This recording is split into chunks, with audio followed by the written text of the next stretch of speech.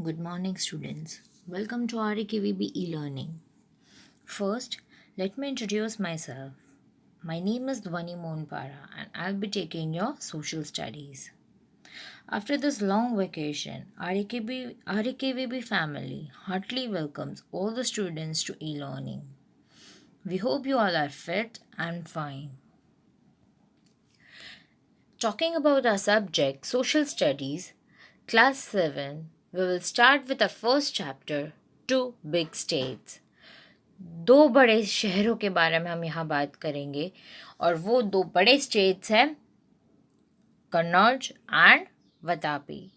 अगर कन्नौज की बात करें तो वहाँ रूल करते थे हर्षवर्धन, किंग हर्षवर्धन, और अगर वतापी की बात करें तो वहाँ रूल करते थे Pulakeshi to.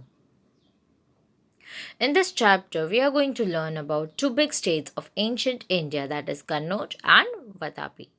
We will learn about the two of the most powerful king of their dynasty, Harshvardhan and Pulkeshi too. We will also learn about how did they run their kingdom and looked after their subject. At last, we will see how did our culture and education prospered in foreign countries, especially the writings of Huan a Chinese Buddhist monk. Kannauj, यहाँ पे हम देखेंगे कि उनका ruler कौन था, वो कैसे रूल करते थे और किस तरीके से हर्षवर्धन वहाँ के किंग बने। हर्ष जिसका बॉर्न था 590 एंड डेथ था 647। हर्ष को हर्षवर्धन कहा जाता था। He was an Indian emperor who ruled North India. कहाँ रूल करते थे? नॉर्थ इंडिया में, फ्रॉम 606 to 647.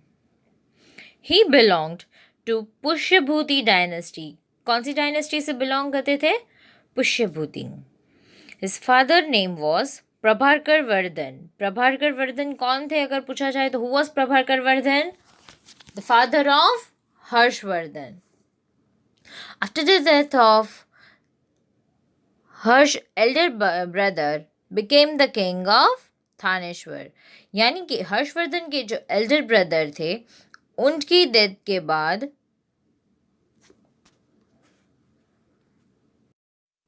उनकी एल्डर ब्रदर थानेश्वर पे रूल करने लगे. He became the king of Thaneshwar. कौन बना प्रभाकर वर्धन की डेथ के बाद?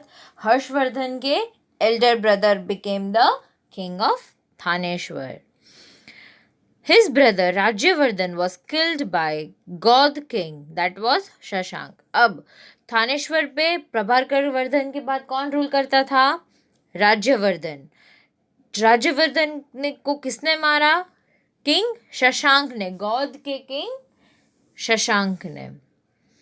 Their sister Rajashri was imprisoned by Malwa king Devgupt. उसके बारे में उसके बाद बताया गया है कि राजश्री जो थी वो किसकी बहन थी? प्रभाकर वर्धन की और हर्षवर्धन की बहन थी, जिसको मालवा के किंग ने इम्प्रिजन यानी कि कैद कर दिया गया था. उस वक्त मालवा के किंग थे Devagupta. Under the circumstances, the leader advised Harsh to become the king of Thaneshwar. अब प्रभाकर वर्धन को भी मार दिया, उनकी बहन को भी कैद कर दिया गया. तो अब बड़े बुजुर्गों की एडवाइस से हर्ष को थानेश्वर का किंग बना दिया गया. अब हर्ष ने जैसे ही किंग बने उसके बाद कौन से स्टेप्स लिए, क्या एक्शंस थे उनके? तो at first he decided to free his imprisoned sister Rajeshri, but her sister escaped from the clutches of Devgupt and hid in the forest of Vidyanchal. अब जैसे ही वो पहला राजा बनते उनका पहला कदम क्या था? अपनी बहन को किसकी कैद से आज़ाद करने वाला था वो? देवगुप्त की. किसकी? देवगुप्त. अब तो जैसे ही वो वहाँ उनको आज़ाद करने जाते हैं, उनकी सिस्टर पहले से ही वहाँ से भाग के विंध्याचल के जो फॉरेस्ट है उनमें जाके छुप गई थी. He started to search for his sister with the help of forest people. Meanwhile, a Buddhist hermit, दिवारका मित्र, कौन थे? दिवाकर मित्र, stop राजश्री from committing सती. उसी वक्त राजश्री के जो भैया थे, कौन थे? हर्षवर्धन. उन्होंने जो फॉरेस्ट की पीपल थे उनकी मदद लेते लेते उनको ढूंढना स्टार्ट किया. और उसी बीच एक बुद्धिस्ट हर्मिट था जिनका नाम था द्वारका मित्र. उन्होंने राजश्री को सती प्रथा करने से रोका. सती प्रथा क्या है ये आप जानते ही होंगे. अगर किसी का हस्बैंड की डेथ हो जाती है तो वो जो विडो वाइफ है वो उसी की चिता में जलती है. Since his sister's kingdom, Karnauj was without any king at that time, so he became the king of Karnauj, and later he defeated the Malwa king Devgupta. अब उनकी बहन के भी हस्बैंड नहीं थे, तो क्योंकि वहाँ पे कोई उनकी जो कन्नौज था, उनकी बहन का जो राज्य था कन्नौज, वहाँ पे उन्होंने क्या किया, कोई किंग ना होने की वजह से वो वहाँ के बने किंग, इसलिए वो उनको किंग ऑफ कन्नौज कहा गया है.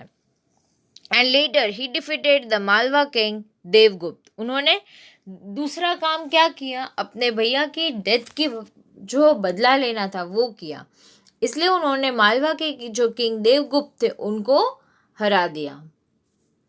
हर्षवर्धन्स रिवेंज विथ शशांक. शशांक से भी उन्हें बदला लेना था. He formed an alliance with king of Kamarupa. Kamarupa के किंग कौन थे? भास्कर वर्मन. कौन थे? Bhaskar Varman. And defeated the Gaur king Shashank and won his kingdom with the help of huge army. अब कौन से किंग को भी उसने हरा दिया? गौड़ के किंग शशांक. किसकी मदद से? कामरूप के किंग भास्कर वर्मन के साथ मिलके उन्होंने गौड़ के किंग शशांक को भी हरा दिया. Later he defeated Malwa and Saurashtra but failed to defeat Pulakeshi two. उन्होंने उसके बाद धीरे धीरे कौन से दो और किंगडम्स को हराया? मालवा और सौराष्ट्र. लेकिन पुलकेशी टू को हरा पाए नहीं. पुलकेशी टू कौन थे? चालुक्य डायनेस्टी के किंग थे. कौन थे? चालुक्य डायनेस्टी के किंग. चालुक्य डायनेस्टी उस वक्त साउथ में थी. After winning war for 7 years continuously, his kingdom became one of the largest kingdom in north. देखो जो पिंक वाला एरिया दिखाई दे रहा है आपको मैप में, that was Harshvardhan's empire. So within 7 years he won many wars, and out of which his kingdom became one of the largest kingdom of North India. Harsh reason and administration. अब वो अपने area में अपने kingdom में कैसे rule करते थे और उनका एडमिनिस्ट्रेशन कैसे चलता था. Harsh personally supervised the administration of his state by travelling extensively to different parts of the state. वो खुद हर एक जगह पे जा के देखते थे, अपने किंगडम का सुपरविजन करते थे, उनका एडमिनिस्ट्रेशन कैसा चल रहा है ये खुद पर्सनली जाके देखते थे. He divided his routine into 3 parts. वो अपने दिन को अपने डेली रूटीन को 3 पार्ट्स में डिवाइड करते थे. फर्स्ट था एक एडमिनिस्ट्रेशन पर्पस के लिए, मतलब कि किंगडम की देखभाल के लिए वो अपना टाइम निकालते थे. दूसरा पब्लिक वेलफेयर, यानी पब्लिक को कौन सी फैसिलिटीज़ चाहिए, उन्हें क्या परेशानी हो रही है, इन सब के बारे में. और तीसरा था रिलीजियस एक्टिविटीज़. यस, वो बहुत रिलीजियस थे, वो रिलीजन में बहुत मानते थे. He was so hardworking in doing his administrative work that sometimes he forget to eat his meal. कभी कभी वो काम में इतना बिजी रह जाते थे कि उन्हें याद नहीं रहता था कि he still have to have his meal. Administration staff of King Harsh. उनके एडमिनिस्ट्रेशन में कौन सी पोस्ट थी? तो पहला था commander in chief. Commander in chief को वो क्या कहते थे? प्रधान सेनापति. क्या कहा जाता था? प्रधान सेनापति. द्वारपाल, प्रतिहारा.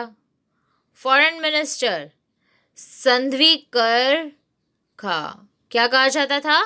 संधवी ग्रखा, याद रहेगा।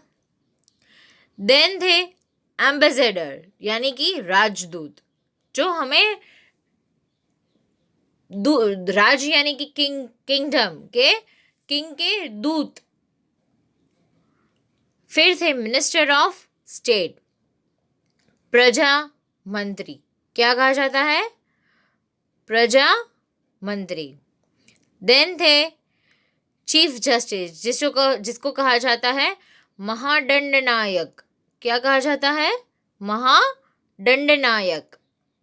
रजिस्ट्रार थे यानी कि अक्षर पतालिका, अक्षर पतालिका, याद रहेगा। इम्प्रिंट्स लेफ्ट बाय किंग हर्ष, यानी कि हर्षवर्धन के किंगडम के बारे में हमें कौन सी चीजें बताती है? तो फर्स्ट है, he built many rest house, well, stepwells, lakes, mutts and viharas. क्या बनाए उन्होंने? Rest house, wells, stepwells, lakes, mutts and viharas. He banned animal killing also, क्योंकि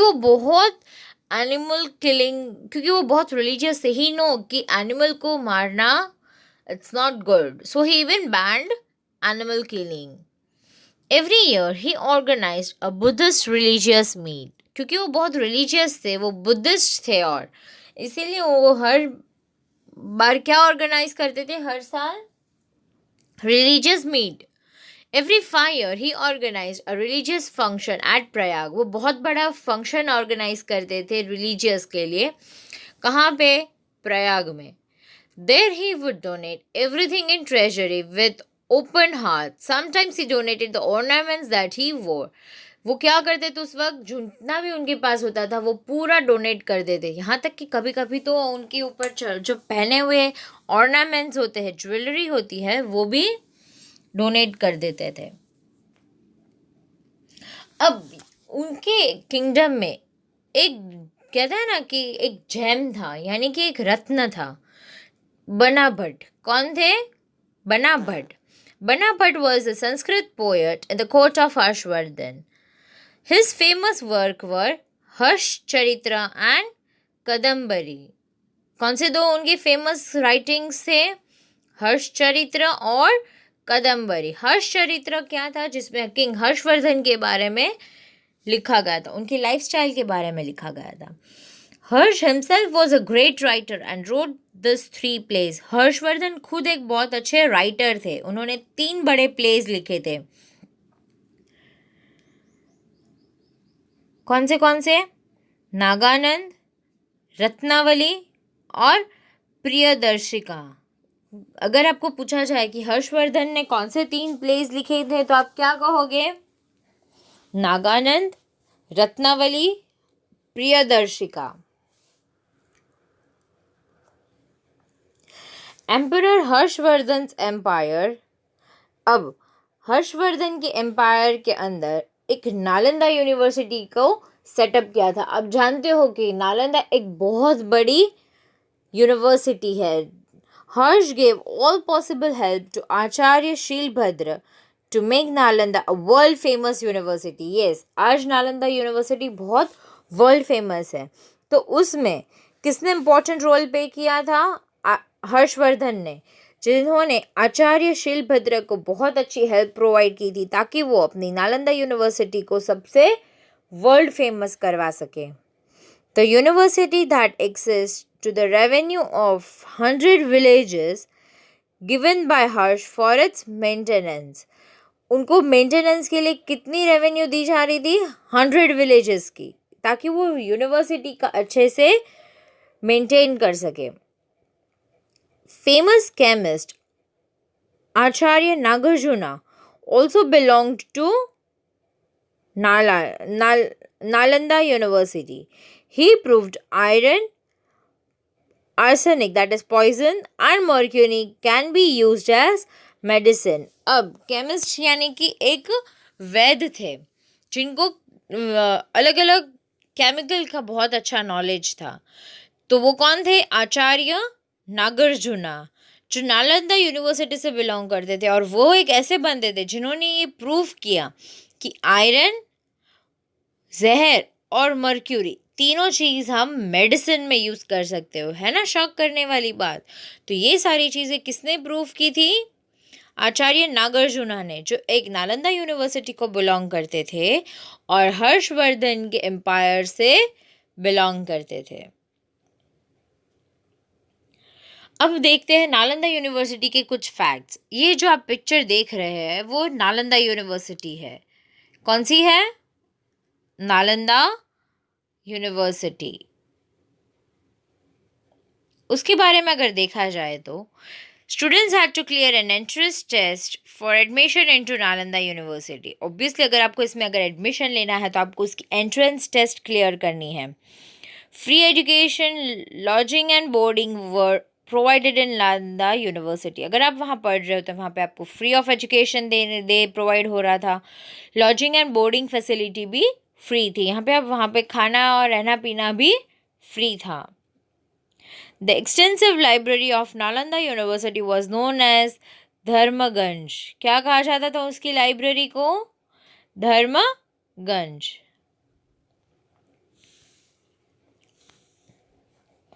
Lifestyle of the people. Towns and villages of the time were fortified with huge height for entrances. The society was divided into 4 groups. The Purd system and the inner caste marriage were not prevalent at that time.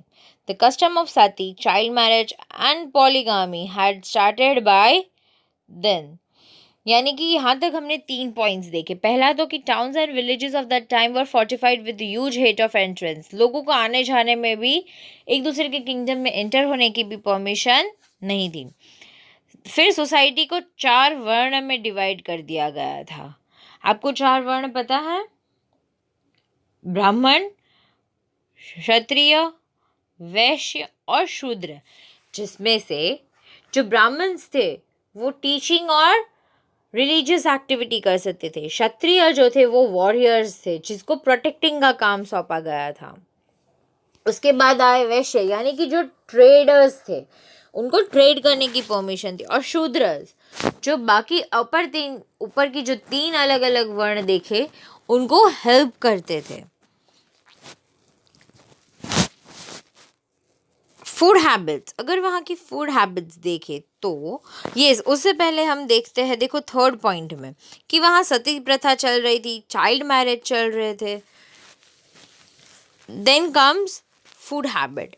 The local diet consisted of milk and milk products, wheat, rice, fruits and vegetables. क्या खाते थे? Pure vegetarian food जो milk या milk के products से बना हो।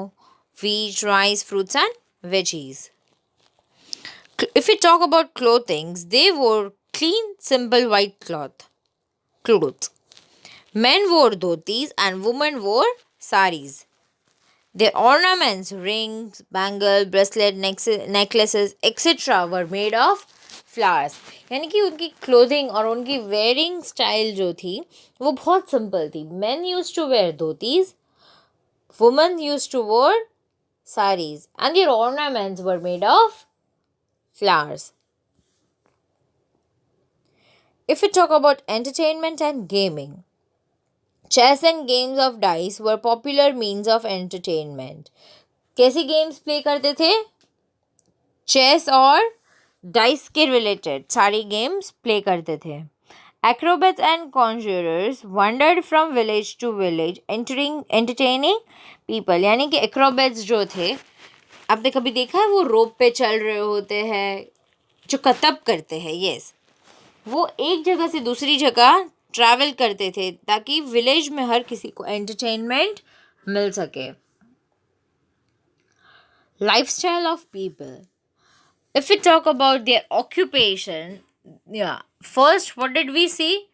There way of their food habits, their clothing, entertainment and gaming. Now we'll see about occupation. तो उनके ऑक्यूपेशन थे फार्मिंग एंड एनिमल हस्बेंड्री। क्या थे? एनिमल हस्बेंड्री, यानी कि वो एनिमल के रिप्रोडक्शन से रिलेटेड एक्टिविटी करते थे, और दूसरा था फार्मिंग.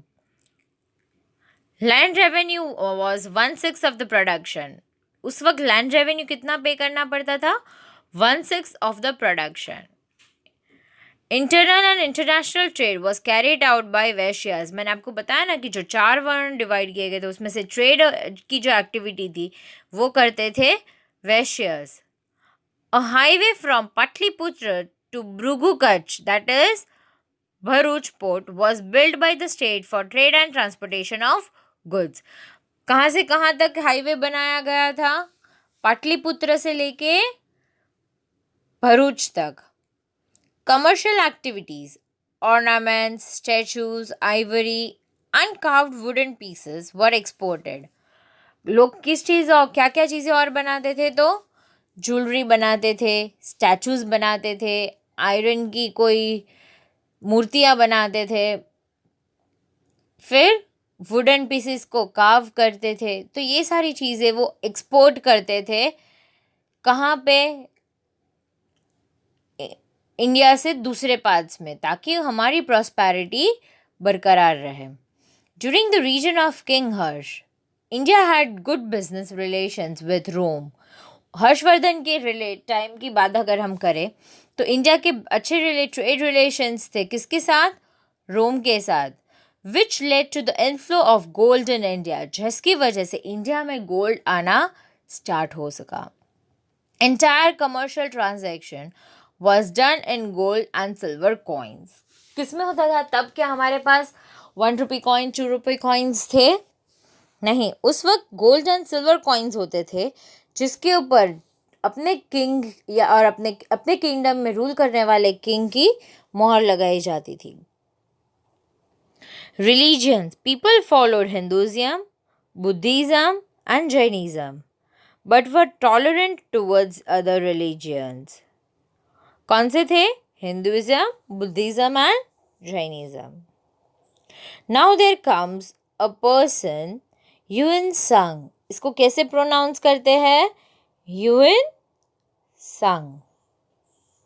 ह्यूएन सांग. The Chinese traveler Yuan Sung visited India during Harshvardhan's reign and studied Buddhism at Nalanda for 5 years. अब एक चाइनीज बुद्धिस्ट मॉन्क थे जो नालंदा यूनिवर्सिटी में बुद्धिज्म को 5 years तक पढ़ा. ह्यूएन संग stayed in India for 15 years and visited different parts. 5 years उन्होंने नालंदा यूनिवर्सिटी में पढ़ाई की और बाकी के 10 years उन्होंने क्या किया? इंडिया के दूसरे अलग अलग प्लेसेस में विजिट किया.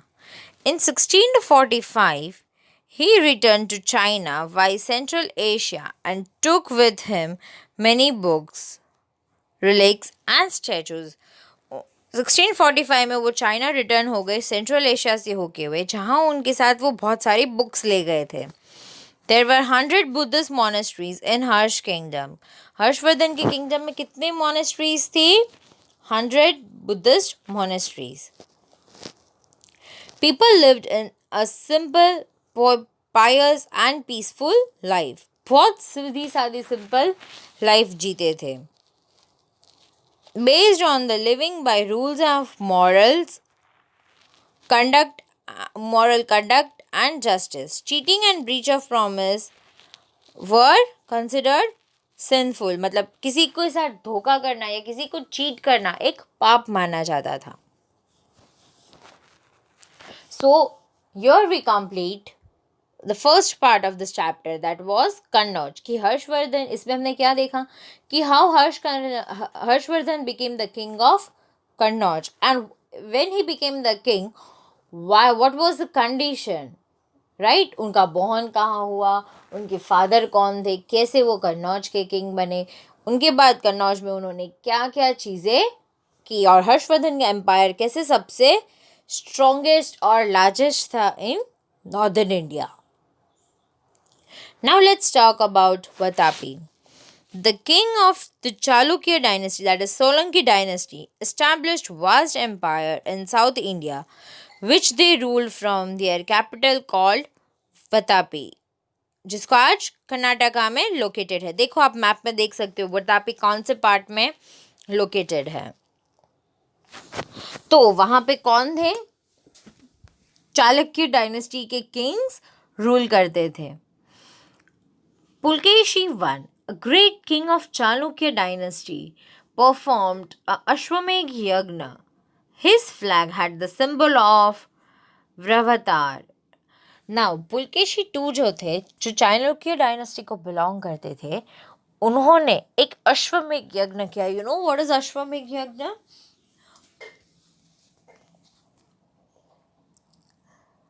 His son Kirtivarma ascended the throne after him. Pulakeshi one के बाद कौन थे? कृतिवर्मा, वहां के king. He was succeeded by his brother Manglesh, who built the Grand Vishnu temple at Vatapi.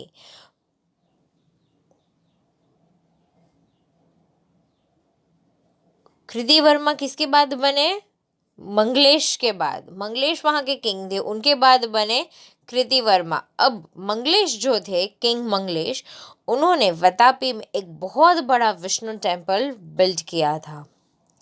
After him the righteous Pulakeshi two became king and ruled over empire for about 30 years. Manglesh के बाद कौन थे? पुलकेशी वन, और उनके बाद थे Pulakeshi two, become king of Vatapi and he ruled for 30 years. अगर हमने देखा हो आगे, अगर आपको याद हो तो पुलकेशी टू का भी उल्लेख किया गया है, जिसके सामने हर्षवर्धन डिफीट हुए। जिसके हर्षवर्धन और पुलकेशी टू के बीच में अगर लड़ाई हुई, उसमें पुलकेशी टू सबसे स्ट्रॉन्गेस्ट थे, वो उनके सामने हारा और हरा पाए नहीं। Pulakeshi two was a violent king who won many battles. कैसे किंग थे? वायलेंट किंग थे। His first victory was over Lat, that is in South Gujarat. पहली विक्ट्री उन्होंने कहाँ जीती? लत में। Followed by his win over Gurjar, that is north Gujarat. मतलब साउथ गुजरात और नॉर्थ गुजरात दोनों में उसने अपनी जीत हासिल की थी। He gain control over Vengi region that lay between river of Krishna and Godavari. Krishna और गोदावरी के बीच वाला जो पार्ट है वेंगी, वहाँ पे भी उन्होंने अपना कंट्रोल ले लिया था। आंध्र प्रदेश भी उन्होंने एक्वायर कर लिया। ही transformed the capital Vatapi into a city of magnificence and splendor. Vatapi को इतना अच्छा ब्यूटीफुल और मैग्निफिकेंट, यानी कि दुनिया देख सके ऐसी किंगडम बना दिया।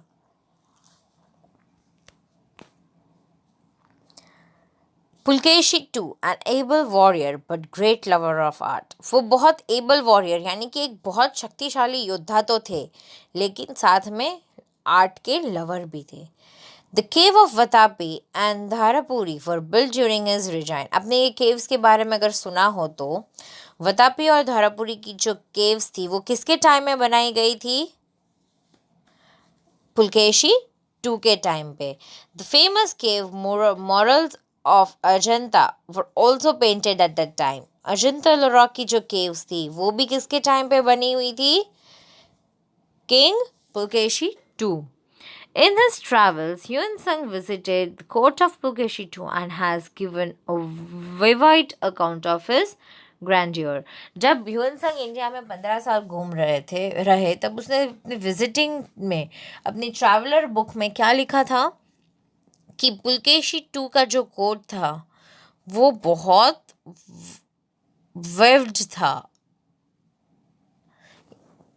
The kings of Chalukya dynasty were followers of Hinduism.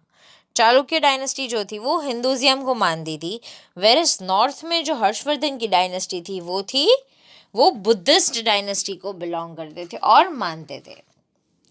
During his time, Buddhism went into decline while the Digambar Jain sect gained popularity. Buddhism जो थे उनके टाइम पे हिंदुज़ियम के फॉलोवर्स ज़्यादा बढ़ने लगे, जिसकी वजह से बुद्धिज़्म डिक्लाइन होता गया और दिगंबर जैन की शुरुआत हुई. Once there was a battle between Harshvardhan and Pulkeshi too. When King Harsh was ruling over his empire in North India, Pulkeshi too was ruling in South India. जब हम नॉर्थ की अगर बात करें तो वहाँ थे किंग हर्षवर्धन और पुलकेशी टू रूल करते थे सदर्न इंडिया में. हमने हर्षवर्धन वाले पॉइंट में देखा था, हर्षवर्धन की रिजाइन वाले पॉइंट में देखा था कि वो हर जगह पे अपनी विक्ट्री ले रहे थे, लेकिन पुलकेशी टू के सामने नहीं. तो इंडिया में सिर्फ दो ही ऐसे अच्छे बड़े किंगडम्स थे और स्ट्रॉन्गेस्ट किंगडम थे. एक था नॉर्थ में जो हर्षवर्धन का कन्नौज था और साउथ में पुलकेशी टू का जो वतापी था. The armies of Harshvardhan and Pulkeshi II fought a great battle near river Narmada in which the former was defeated. यहाँ पे किसकी हार हुई? कौन डिफीट हुआ? King Harshvardhan. His halted Harsh expansion towards South India, and so the empire of Kannauj could not extend beyond Narmada. यानी कि हर्षवर्धन की जो एक्सपांशन था, वो जितना अपना एरिया कैप्चर करना पा रहे थे, उसको एक हॉल्ट मिल गया. हॉल्ट यानी कि एक बार के लिए वो रुक गए, साउथ इंडिया में आते आते वो रुक गए. इसीलिए नर्मदा के बाहर उनका कोई भी रूल था नहीं. Now, the contemporary rulers, Harsh and Pulkeshi too. Contemporary rulers यानी उस वक्त के महा रूलर्स थे Harshvardhan and Pulkeshi too. Harsh fought fewer battles as compared to Pulkeshi. Pulakeshi की अगर कंपेयर में देखा जाए तो हर्ष ने काफ़ी कम battles fought की थी. He finally met his end in 642 CE in a conflict with Narasimhavarman I, the Pallav king of Kanchipuram. King Harshvardhan died 5 years after him. उसके 5 साल बाद किसकी डेथ हो गई? किंग हर्षवर्धन की. So students, I want all of you to read out your lesson thoroughly and understand the lesson that I have explained. You also have to write down the question answers which I will upload. I hope you all have enjoyed the session. Thank you, and in the next lecture, we will meet with the second chapter, that is motions of the earth. Thank you.